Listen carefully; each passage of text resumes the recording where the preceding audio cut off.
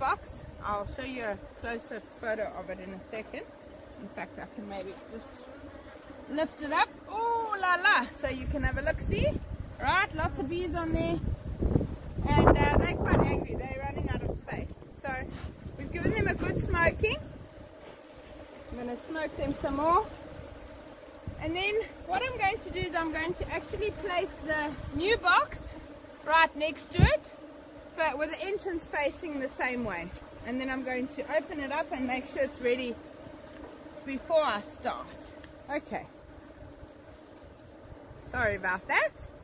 Okay, so I've opened up the other box. I'm going to just remove a few frames. Give me space to put the 7 frames in that I need.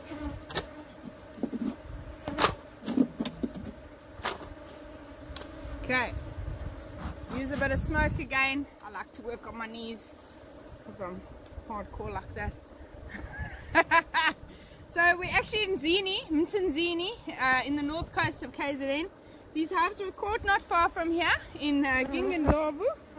If you have a look, there's some lovely bees on there. Bang those straight into the new box. Right, and then we're going to have to give a bit of a smoke as soon as they realize, hey, we open, what's happening? They start getting a bit angry. So I'm going to just take them frame for frame exactly as they are here and place them into the new box.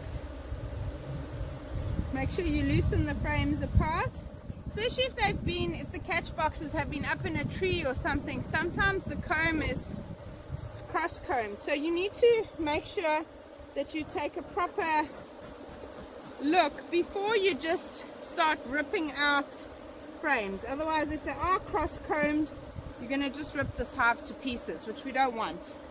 So take them out one by one. You can see how beautifully these frames are filled with capped brood. Lovely. I always do a full inspection whilst I'm moving the box, because you don't want to miss an opportunity, but also you want to try and do the moving over as quickly as you possibly can. Keeping an eye open for the queen. Another one full of lovely brood. You can see there's actually a few swarm cells here. So this hive has been big enough to rebox for quite a while now. But every time we've come here, they've been so angry, we've ended up running away.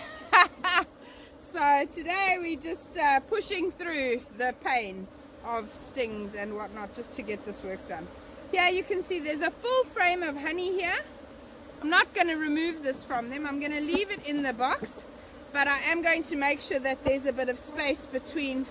There's the back of it. I mean, that's absolutely beautiful. We'll leave that in for them. There's not much of food around at this time of the year just yet. In a few weeks time, when our blue gums start flowering, hopefully they won't need that honey anymore. Then we'll take it out. But for now, we don't want to take away all their resources. So down to frame 4. Some more swarm cells on the outer edge of the box. So yeah, I think this is a very healthy hive. Some lovely fresh eggs in here as well, which is beautiful to see. And just place this over here nicely.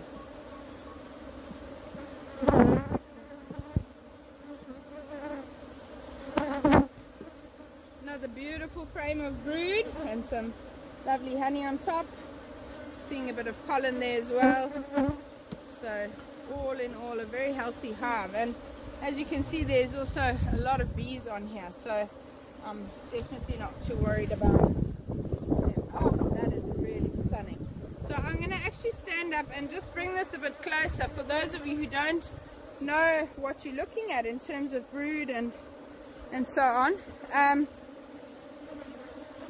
So I just want to try and see if I can help you to see it nicely here. There you can see some lovely larvae, and then as we move to the center, some capped brood. That's the brownish sort of stuff, and then the shiny in between is nectar. So very important to know what you're looking at when you're looking inside your hive.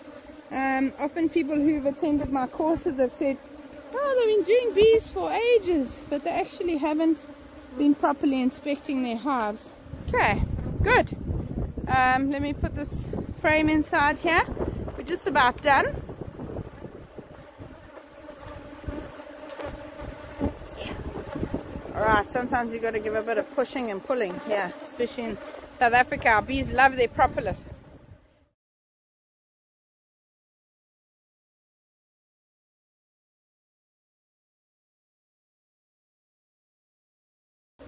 So we're on to the last frame now, and what I want to do is I'm going to move everything across and I'm going to bang the bees in. What I want to explain quickly is the last frame is mostly honey. So when I transfer it into the 10 frame, I'm going to have honey at position 1, blank position 2, which is a blank with a starter strip, and then we'll start with the brood, which will force the bees to start filling up the gap between the brood and where their honey is stored. That gives the queen space to lay.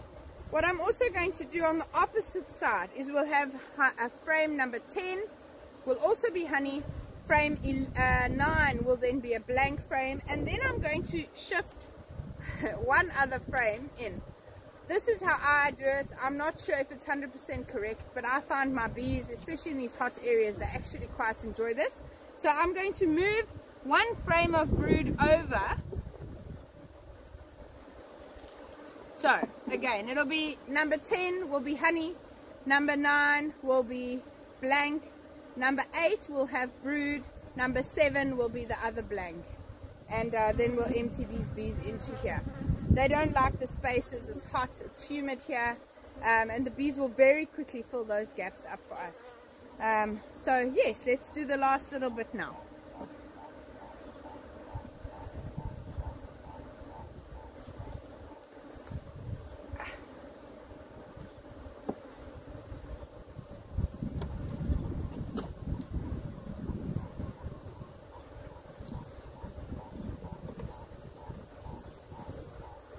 So as I said, another frame with mostly honey and bees on it. So this technique of shifting or reboxing is pretty simple. There's not very much to it. So now I'm going to bump these bees in, but first I'm going to shift this box over, the one that was there originally. The new box with all the new brood and all the brood and stuff in it, I'm placing exactly where the other box was. Alright, and now I'm going to bump these ladies in. Usually before I bump them, I'll just take a quick look to see if I can see the queen anywhere.